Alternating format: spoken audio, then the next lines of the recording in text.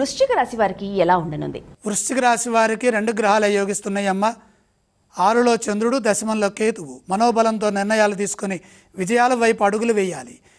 చంచలత్వం ఉండరాదు. ప్రతి పని 1-2 సార్లు పునఃసమీక్షించండి. ముఖ్య కార్యక్రమాల్లో ఏకాగ్రతతో పనిచేయండి. ఫలితాలు అనుకూలంగా ఉంటాయి. వృత్తి ఉద్యోగ వ్యాపారాల్లో మిశ్రమ ఫలితాలు గోచరిస్తున్నాయి. పరిస్థితులను అర్థం చేసుకుంటూ దానికి అనుగుణంగా కృషిని కొనసాగించాలి. విఘ్నాలు ఎదురైనప్పటికీ కూడా ఎట్టి పరిస్థితుల్లో ఆవేశానికి గురి కాకుండా శాంతంగా వ్యవహరిస్తూ బుద్ధి బలంతో వాటిని సహనంతో అధిగమించే ప్రయత్నం చేస్తే మంచి జరుగుతుంది.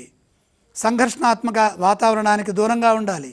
ఎంత కృషి చేస్తారో ధర్మబద్ధంగా అంత విజయం సొంతమవుతుంది. కొందరు కావాలని ఆటంకాలు కల్పించే ప్రయత్నం చేస్తారు. వారిలోని ఈర్ష్యా భావము మన పనులకు విఘాతాన్ని కలిగించవచ్చు. నిదానంగా ఓర్పుతో మీ బాధ్యతలను మీరు నిర్వర్తిస్తే భవిష్యత్తుకు ఎటువంటి ఆటంకము ఏర్పడదు. విశ్వాసానికి భంగం వాటిల్లకుండా మనోబలంతో నిశ్చయాత్మక బుద్ధితో సహనంతో వ్యవహరించండి.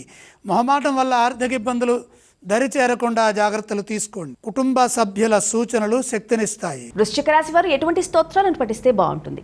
వృశ్చిక రాశి వారు నవగ్రహ ధ్యాన శ్లోకాలు చదువుకోవడం మంచిది. వారు ఏ ఆలయాన్ని సందర్శించాలి? నవగ్రహాలను దర్శించండి. వారు ఎటువంటి దానాలు చేస్తే బాగుంటుంది గురుగారు? నవధాన్యం, అగ్ని